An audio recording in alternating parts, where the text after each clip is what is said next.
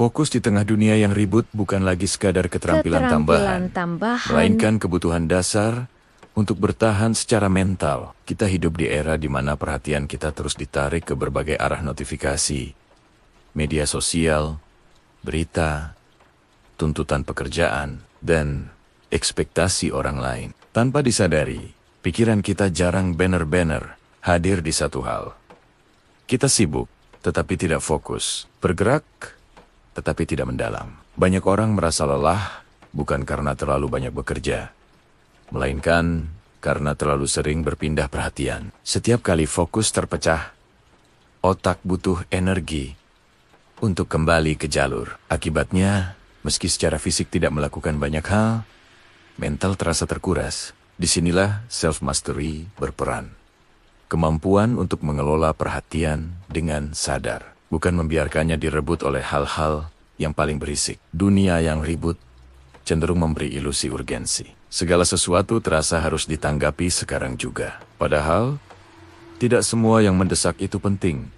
Dan tidak semua yang penting akan berteriak minta perhatian. Orang yang menguasai fokus memahami perbedaan ini. Mereka tidak bereaksi terhadap setiap stimulus, tetapi memilih dengan sadar apa yang layak mendapat energi mental mereka. Attention control bukan tentang mengisolasi diri dari dunia, tetapi tentang menciptakan jarak yang sehat. Fokus tidak lahir dari kondisi yang sempurna, melainkan dari keputusan yang konsisten. Keputusan untuk tidak selalu membuka ponsel. Keputusan untuk menyelesaikan satu hal sebelum berpindah ke hal lain. Keputusan untuk hadir penuh pada apa yang sedang dikerjakan, meski dunia di sekitar terus bergerak. Seringkali kita merasa sulit fokus karena pikiran terlalu penuh oleh hal-hal yang sebenarnya tidak berada dalam kendali kita. Opini orang lain, perbandingan sosial, dan kekhawatiran tentang masa depan mencuri ruang perhatian yang seharusnya bisa digunakan untuk hal yang nyata di depan mata. Self-mastery mengajarkan kita untuk mengembalikan perhatian ke hal yang bisa kita lakukan sekarang.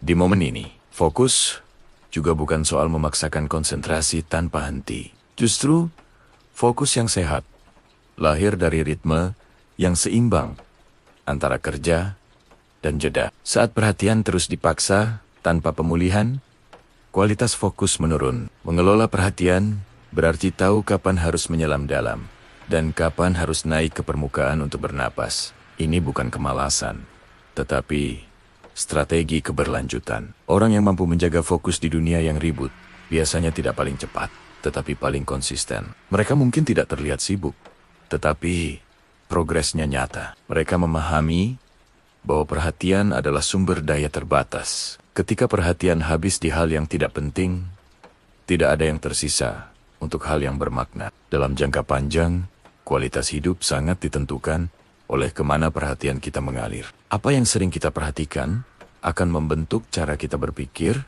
merasa, dan bertindak. Jika perhatian terus terseret ke kebisingan, hidup akan terasa dangkal dan melelahkan. Sebaliknya, saat perhatian diarahkan dengan sadar, hidup terasa lebih utuh dan terkendali. Fokus di tengah dunia yang ribut bukan berarti menutup diri dari realitas, tetapi memilih bagaimana kita berinteraksi dengannya. Kita tidak bisa menghentikan dunia agar lebih tenang, tetapi kita bisa melatih diri untuk tidak ikut ribut. Disitulah kekuatan self-mastery yang sesungguhnya tenang di dalam, meski dunia di luar ramai. Jika kamu merasa fokusmu sering terkuras oleh hal-hal yang tidak penting, jadikan video ini sebagai pengingat untuk mengambil kembali kendali perhatianmu. Jika kamu ingin terus belajar membangun self-mastery, fokus, dan ketenangan